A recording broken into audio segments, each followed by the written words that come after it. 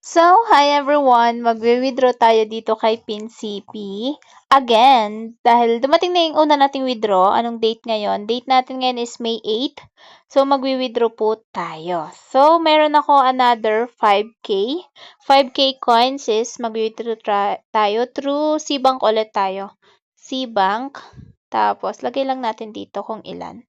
So, meron tayong 5,000. Ayan, 500. So, let's withdraw this. Anong araw to ngayon? Yan. Submit natin. And then yan, successful na siya. So, check natin sa wallet.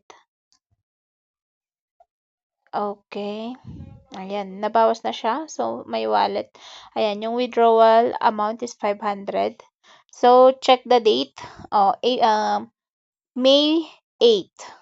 May 8, 2025. So, ang dating nito ay sa Monday or Tuesday. Wait na lang natin.